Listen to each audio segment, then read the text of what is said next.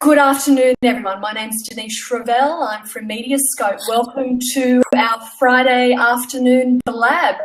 I'm really pleased this week to be joined by Tip Gloria.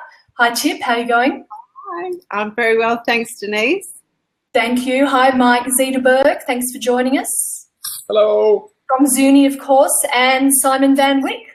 Thank you very much for joining us this afternoon as well. It's okay. Good afternoon for a blab. From Glab. And are we liking this kind of format? We're in the Brady Bunch style. We can all high five and so on. It's pretty good. A couple of, it still is in beta, but I think it's, kind of an interesting platform. Hi, Anton, who's just joined us from Trinity P3. Okay, let's have a talk. So this morning in MediaScope's newsletter, I presented the Digital People 2010 5 Years On article. Many of you will recall that from 2008 to 2013, through the Digital Ministry site, I profiled over 100 people who very kindly shared their thoughts on the digital media landscape in a standard Q&A style format. One of the questions that I asked in those Q&As was about your 5-year forecast. So last year, I thought that was a great opportunity to revisit the people who got involved with those and ask them to reflect on their 5-year forecast and indeed look ahead another 5 years. So Tip, you actually very kindly participated in that 5 Years On article last year in 2009. I thought it was a great opportunity to get you involved in today. I suppose the thing that really comes across out of the 2 5-year On articles that I've now produced is how surprised everyone is by just how accurate you all were 5 years ago, and particularly in a market that seemingly changes almost on a daily basis. I suppose, first of all, wanted to get everyone's comment on what it was like going through this process, and why do you think in a market that changes so quickly, we're still able to get a forecast that's fairly accurate? Tip, perhaps if you can start for us first. Sure. Well, Denise, I think the critical thing is if you've been in digital long enough, you can start to intuitively kind of read the signals. Well, it's not so much intuition. It's partly intuition and partly understanding what kind of things have critical mass and are likely to continue, whether that be past 1 year, past 2 years, or so on. And you can start to feel out how much they're going to change and whether they're actually going to be a flash in the pan or whether they're going to stay for the long term. But certainly when I did my 2009 predictions, I had certain wish lists and those wish lists probably still aren't fulfilled, but certainly the things that I'd predicted, I was incredibly shocked as to how much they had continued to come through in 2014. So yeah, it must have been because of the kind of the slow builds, if you like, the slow builds of importance, and those tend to kind of arrive over a long period of time. They're not just a quick flash of here's what's happened and then they kind of die like a press release. They're beyond. They kind of have a shelf life of the trends building up over 6 months to a year, and then you can kind of see that they have a significant impact. Absolutely, and we certainly are an industry that likes that shiny object syndrome. Every time, I'm always, group buying to me is such a great example of that, that shooting star that burned out very, very quickly. Mike, just to get your general feedback on what it was like going through that process and why you think, the predictions were fairly accurate. So there were some glaring misses too, I have to say, but, overall, generally, it is really interesting to note that the predictions are pretty accurate.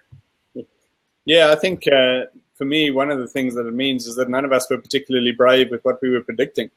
We were going for the obvious stuff, going for the ongoing trends. And funnily enough, when we were looking at the predictions for the next 5 years, I actually chatted with the team here and said, what do you think? And they had said uniformly that they're very boring. They're pretty obvious. And yeah, what are the outliers as opposed to the obvious? So I think there are obviously a number of, and this is probably across the piece, there are a number of things that are going to grow, going to be successful, that are actually going to go out there, as opposed to sort of big bets on outlier technology. And I think particularly for that sort of article, certainly when I wrote it 5 years ago, I was operating within the scope, as it were, rather than saying, right, that's the stuff that everybody's predicting. What are the things no one's predicting? What are the breakouts that we're going to see? And I think that'd be more interesting, is to have a look back at them and say, were there breakouts that somebody did predict that nobody else did, rather than, hey, everybody's talking big data or Internet of Things or the sort of stuff that is established but largely just going to keep progressing and growing bigger and steamrollering. Yes, and even though, the things that I noted that weren't mentioned 5 years ago were perhaps things like programmatic, big data, which of course become very much part of our, normal daily conversations now, they perhaps were mentioned, but they weren't labelled as those things. So that was, also very interesting. Mike, I do know that you have gone out on a limb for your 2020 prediction, and we will get to that a little later in the conversation. Simon, I did like Simon's prediction of complete chaos. I thought that was pretty good. And I do want to speak to Simon about his, his seminal change that he will talk about. But first of all, Simon, just to get your feedback on, the experience of looking back. Everyone really seems to enjoy the experience of looking back, and why indeed, in a market that is volatile, where we do find it difficult to plan ahead, the predictions are uncannily accurate.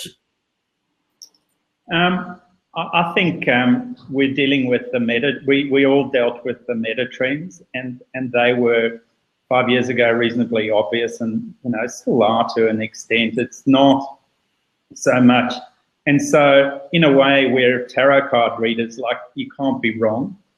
So, but I'll take Mike's point. It's because we weren't very, it's kind of easy to be right if you're generalizing, but really difficult to be right if you're really specific. Yep. And I think the thing that struck me in my own predictions was that we all talked about TV going to change, or there was certainly talk about TV. It's pretty damn obvious that was going to change. It was never going to be the only kind of media channel that survived untouched and unscathed in a new world of the internet. But 5 years ago, I'm pretty sure that Netflix was still delivering DVDs in envelopes to people's houses, and who thought they were going to become the sort of powerhouse they did? I certainly didn't, so that's what I guess that's what I mean. TV was going to change, but who thought Netflix was going to come through the middle with a service that was like that actually surprised a lot of people, I'm sure. I would have put YouTube down as the more likely candidate. So, I think so in some respects it's easy to be right, and because we're broad. So even though perhaps the general structure of the change were pretty accurate, it's the cast that is perhaps a little different. I think there's an interesting article there about the things we didn't predict as opposed to the things that did get predicted. So if we look back and had a look and said, what didn't anybody know? What didn't anybody see coming? I think that's probably quite an interesting perspective on it as well. Absolutely. Well, thank you. I will write that down for another article. I also should just say thank you to Conversant Media for my T-shirt today. I'll just stand up a bit so everyone can see that. Conversant Media, one of our successful indie publishers, of course, The Raw, Lost at E Minor, and Techly. Thank you, Zach Zavos, my old mate, for giving me my T-shirt for today. I'm getting quite the collection. I also just quickly want to thank John Grono Jack Matthews, my old boss from Fairfax Digital, albeit about 25 levels up. Paddy Keegan from Digital Chameleon. What's that behind you, Mike? I've got a speaker. Well, we like us behind. Paddy Keegan from Digital Chameleon. Monique Harris, who, of course, 5 years ago, Tempest, which eventually got sold to Adconian. She's now with Bauer.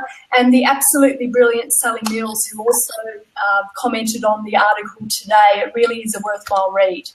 Perhaps if I can now just go to each of you and get some comments on your individual answers and reflections. Firstly, to you, Simon, you certainly highlighted seminal change in the next 5 years. Yep. Everything was going to be different. And I really wanted to pick up on your thoughts about that. You made some comments about, you know, the mainstream media landscape now and how impacted that was going to be in the next 5 years, but also the agency landscape that we all operate in. The sense that I got from your answer was that, you know, we are very much at a tipping point. And if you think about it based on what we spoke about a moment ago, you can probably see the structure of what's going to happen. Simon, if you can just expand on what you spoke about. I think I can't imagine the agency model is going to survive the next 5 years. If you speak to any client about their media agency and how happy they are with the trading desk that the media agency is running, all of them make excuses, go, well, you know, we kind of, you know, the US told them to work with these guys, but we're not really happy. They're people pulling that stuff in-house. They're media agencies thinking they can get away with owning the client's data and repurposing that data for use across the rest of their clients and their DSP platform. I mean, the model is bankrupt and it's just not going to make it. It doesn't make sense anymore. It doesn't work. And these are guys that should have got that under control 5 years ago and when the whole programmatic thing started. And I just can't imagine that it's gonna last.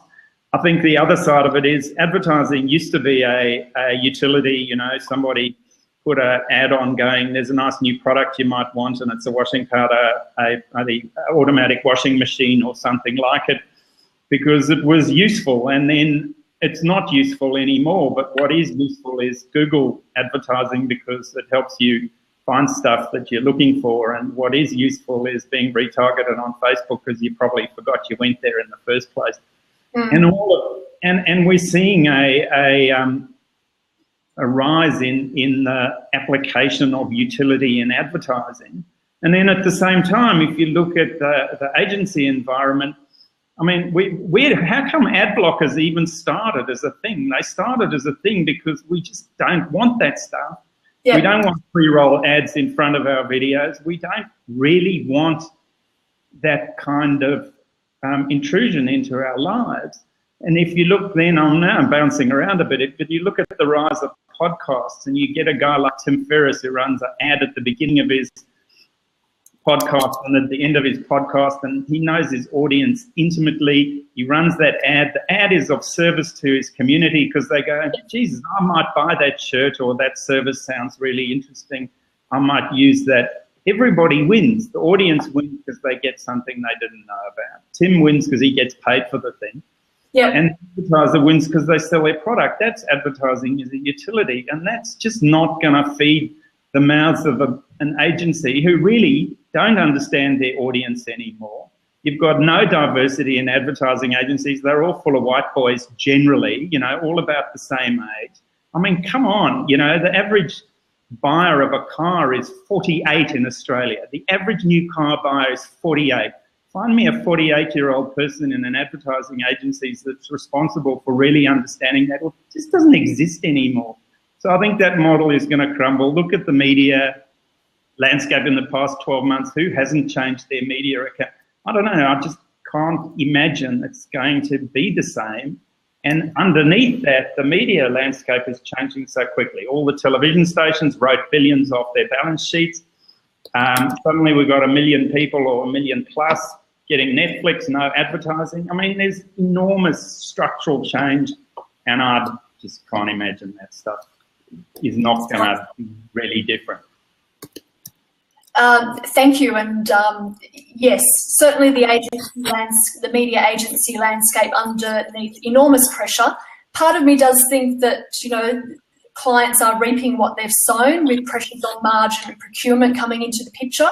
But very, very interesting. The inquiry that the ANA is currently overseeing after the issues surrounding MediaCom and value banks and so on earlier this year is going to be interesting to watch. Mike, some comments on your answer today in the 5 years on article, and really wanted to get a sense from you, I suppose, on the MarTech landscape, the AdTech landscape, how clients are managing that, but also your prediction for 5 years ahead into 2020.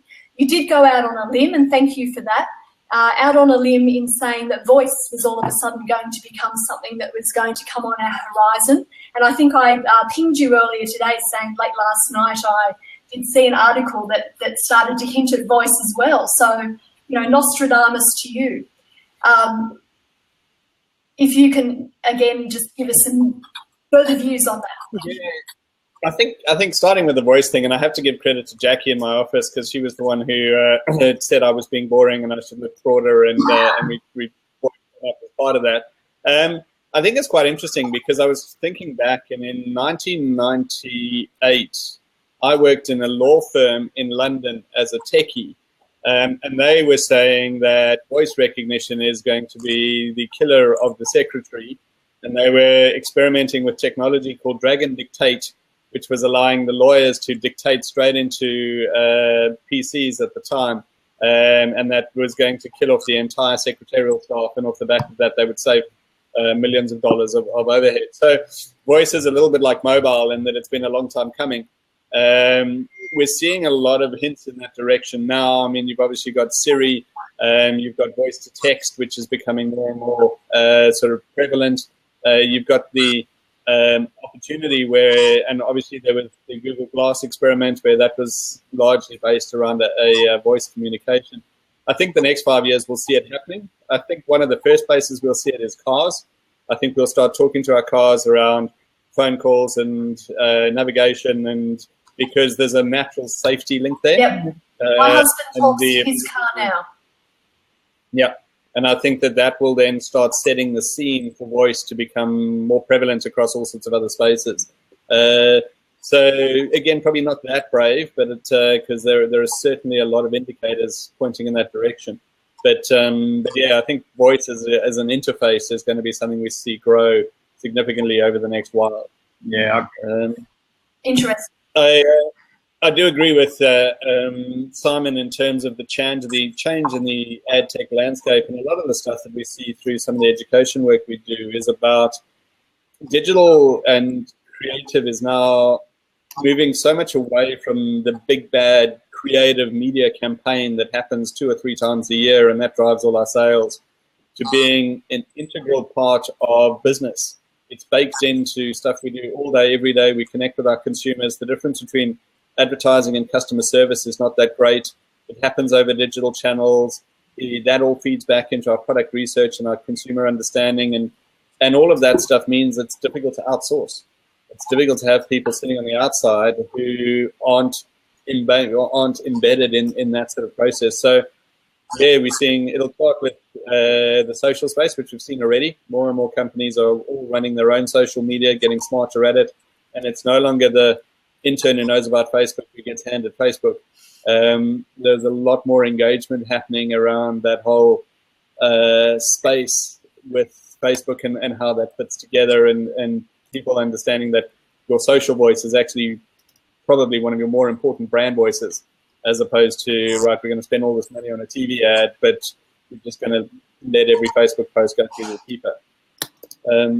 So I think that means that the land of ad tech is going to grow, and a lot of self-service technology, whether that's dashboarding, whether that's retargeting, whether that's tracking, a lot more tools and services. And already we've seen it over the last 3 or 4 years, where there's all these different things that you can tap into that give you the power to create and manage all your own technology that used to be the domain of the ad agency or the media agency or even the digital agency. You can now do it all yourself, but it does raise the bar on the skill set of the marketer. Absolutely, and also I think touches on what Simon said about huge shifts in the traditional agency, traditional media landscape. Tip, if I can come to you, even though your reflections were last year, so you looked at your 2009 answers, I found it really interesting to look back at your answer from last year where you reflected. I love you too. I really felt that there was some more bones. Oh, there you go. There it is, perfectly. So I really felt that even in 12 months there was some more shape coming around into your 2019 predictions, and really wanted to touch with you on the whole Internet of Things, smartphones, smart homes, wearable tech. And indeed, that was a constant theme, I think, through everyone's answer, was this whole, connectivity and interactivity that we're about to experience. Also, Tip, in your prediction for 2020, you mentioned something that I found also interesting. The digital detox was going to become something quite prevalent in our community, where people wanted to switch off. If you can maybe share your views on that a bit more. Sure. So absolutely, Denise. I think that digital detox is very much it's now as well as in the future, because people and I've actually been in contact with a few people who absolutely flatly refuse to have a Facebook account. They're not on any social network. Their social network is email, which is, when you think about it, still a social network. But there's certainly a whole counter trend to switch off, and you can certainly see the kind of physical manifestation of that, which is the colouring in books for adults. I thought that's quite a kind of a fascinating counter trend to this hyper-connectedness.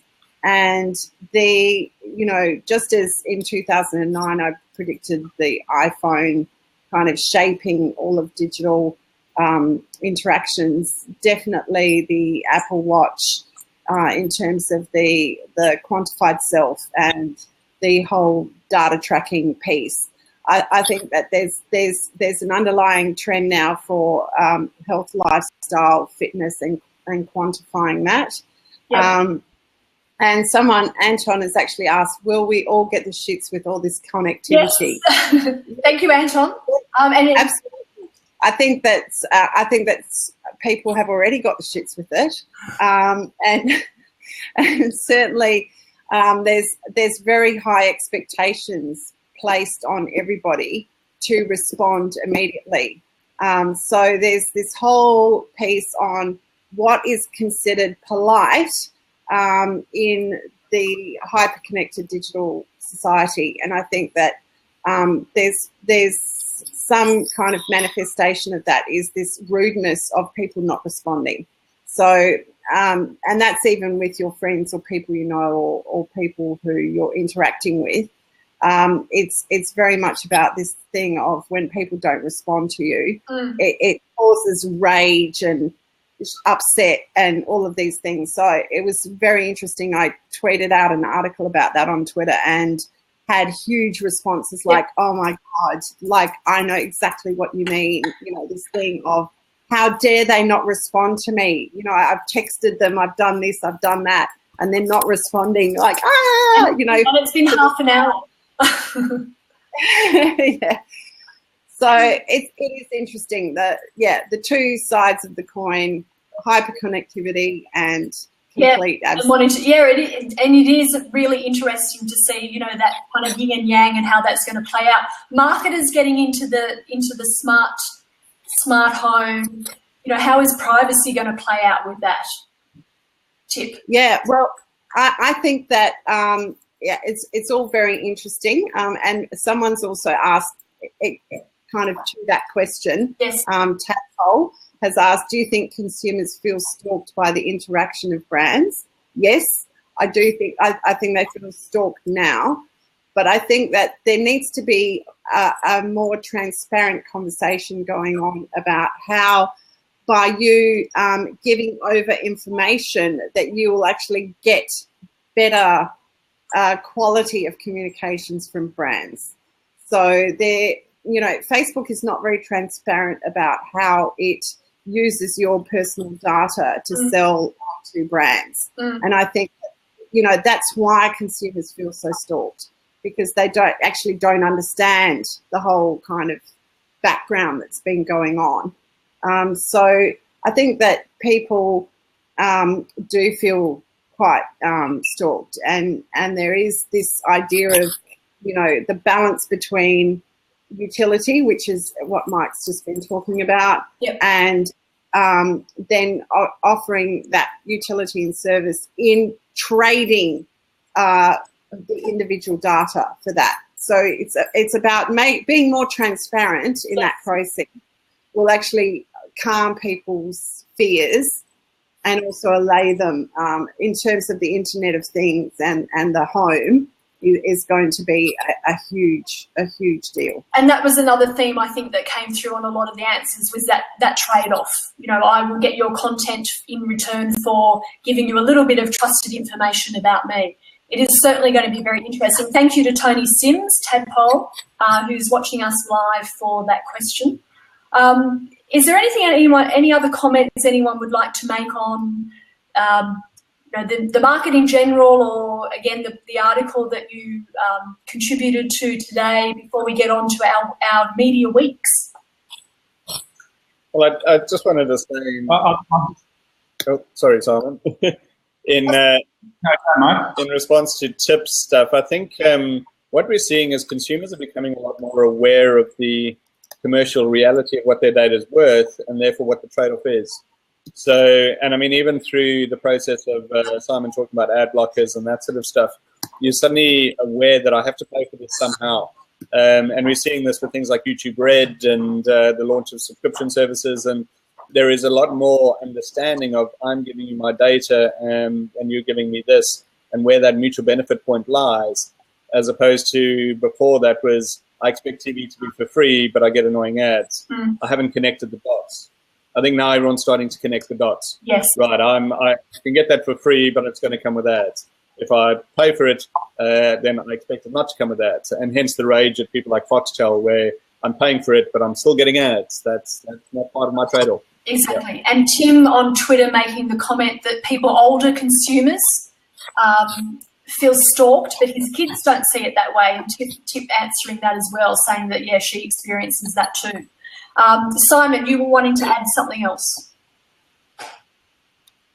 I think that what defines a brand in the new world will be the experience people have with the brand, and that's going to start from the minute that no one wants to engage with a bloody brand, really. We want to buy things and consume them, but we actually don't want the brand in the way. We want them out of the way. We want to know what we want to know in order to make a purchase decision or some other decision, and then we want to move on. Nobody wants to engage with their car company in a long-running, ongoing relationship. I mean, for God's sake, cars don't break down these days. So I think it's the clever marketers are the ones that find a way not to appear like they're stalking people and simply provide the right utility at the right time to deliver the right message so that someone can get on with the rest of their day and buy something or transact in some way. We're only on the internet to waste time or to save time, and there's so much nonsense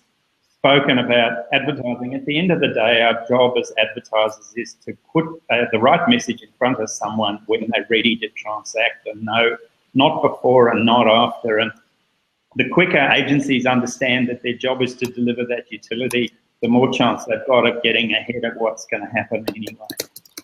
Thank you, Simon. That's some really great views there. Tip, perhaps you can tell us about your week. What was on your radar this week? Any big news that really caught your eye in our broader landscape? Yeah, well, I think just in general, I think that Bacon Gate certainly captured a lot of imagination this week. I ran a Twitter poll to see because I still love Twitter all these years later. And my Twitter poll actually asked whether the World Health Organization's dire prediction actually influenced people to give up bacon. And 76% said bacon stays and 24% said bacon goes. So nearly a quarter of people are considering giving up bacon as a result of Bacongate. Go giving up bacon, vegetarian for over 2 years here, so I felt rather righteous by that. That's this week. Mike, your media week, anything particularly stood out for you, and what about the week ahead? I guess the YouTube Red stuff was quite interesting. So YouTube launching their subscription channel and forcing everybody to sign up to it, basically. And forcing all their content publishers to sign up, not their content consumers. And what that means in terms of where that marketplace goes. And the other thing I noticed was yesterday, and this sort of links back to why I think it's probably a somewhat boring prediction, NRMA Insurance releasing a full-length TV series all about the SES and them looking after people's houses, and a reality TV show about that, and how content marketing is the new advertising, but it's not just in the social space. We're starting to see brands starting to drive fully fledged TV shows and fully fledged content. I'm looking forward to a day when Game of Thrones is sponsored by 3 different brands, and it's subtly weaved into the medieval landscape. I remember, was it last year that I think Channel 7 aired a branded content show about cruising? And it wasn't received well by the audience as well. I don't know too, Mike. Now and then I'll glimpse Gogglebox, and it's kind of quite funny. But it's always very interesting that the people on the couch seem very aware that they're being advertised to. Well, I think it comes down to, and I remember that one, and in fact there was a Unilever one ages ago with Rexona as well, where they did a sort of fitness thing. But it comes down to how hard the brand hits you over the head with a hammer on the brand message. And I think that's something that filmmakers / meeting advertising creatives will start working out. Yep. Because I think most of the examples we've seen at the moment are brutal in terms of the heavy-handedness they use to try and get the brand across and get the message across. But then you see some great examples like the Like a Girl campaign from Always, or so we've seen it done in short spaces. Yes. Even the Dove Real Beauty stuff, you've seen it done in short form. But no one's really cracked it in long form. But I suspect that's going to start happening. That's another prediction from Mike. Simon, your media week, anything particularly catch your eye, and the week ahead? I think I had 2 things that I thought were interesting this week. First, I had a breakfast with a young guy, exceptionally smart, sort of new age internet kind of dude, very comfortable with SEO, data, Google Analytics, running campaigns, building landing pages, a kind of perfect new age guy for a digital agency. And he decided to leave an agency because he decided that his life at the agency would now be devoted to not becoming a better marketer, but becoming an agency ladder climber, and he couldn't bear the thought. So he left, and I mean, it's not the first time I've heard that, and I think that's part of the challenge. I think that, if you're really that smart, you're not going to be a ladder climbing kind of guy. This space is moving so quickly, you've got to devote your attention to one thing, and if it's learning to become a better marketer, you're just not going to have time to climb the ladder. And the other thing that I found this week was I was talking to a media person who had specialist knowledge about young women. Well, young women, I'm talking 10 to 15-year-old women. And she was given quite a large sum of money from a company with a brand that they wanted to aim at those young women. And they gave her the money, and she had an idea, created the idea, rolled out the idea, and made that idea work online. And I think, that's the change too, because previously that would have gone into an agency. 3 25-year-old boys would have got it, sat in the corner, come up with an idea, made that idea work as television. No doubt there would have been some kind of gamification thingy-mabob, social media blah, that they would have come up with in the whole thing. I mean, Mike knows, we've seen a few of those. And they actually got someone that had a deep understanding of the audience, who really understood the young girls in that category, what they wanted, how they wanted it. There's a whole bloody emoticon language that needs a guidebook for most people who aren't in that environment, and she ran it. And I think that's the future of marketing, again, because it's about delivering utility to those young women. It was a product that they would have wanted to discover, and they just found a really clever, frictionless way of making it obvious that they should engage with it. And it wasn't social media brand engagement-y thing. It was just a really meaningful way of dealing with an audience. And agencies are not good at that, and they should be. Really interesting viewpoint, Simon, and I thank you all. Anton is asking about the NAB's announcement of almost $7 billion profit, and when is social media going to start coming down on that? Another interesting view there. My week, a lot's going on as usual, and certainly as we get closer to the end of year. The upfronts are on. Channel 9 day before yesterday announcing quite a change, more programmatically. Everything will now be streamed to meet with 7. The Reset conference on by the AANA, clients being encouraged to increasingly shift to earned and owned channels, maybe away from paid media. It is really all playing out. The ADMA Awards were on last night. And I've been working quite hard on Peggy's list, which is growing. I'm nearly up to 100 women. Tip, I must get you involved in that, and I'll have some more news on that in the next couple of weeks. Next week, I'll be hosting the Friday afternoon Blab, and we'll be talking the future of media sales. Simon, I think I'll be showing everyone a copy of your comments before we get into that. But Chris Veal from Fairfax will be joining me, Belinda Kerr from ICUR to bring in the recruitment perspective, and Matt Ranger from ARN. So I've got some traditional media businesses there who are, of course, going through their own transition.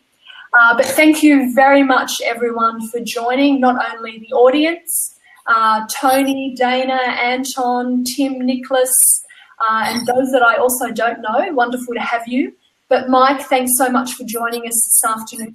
Really appreciate your input and your views, but also for the article that you got involved in. Simon, to you, thank you so much. Really appreciate your involvement. And Tip, wonderful. Thank you. Thanks a lot, Denise. Oh, no problem. I'm going to pause the recording. So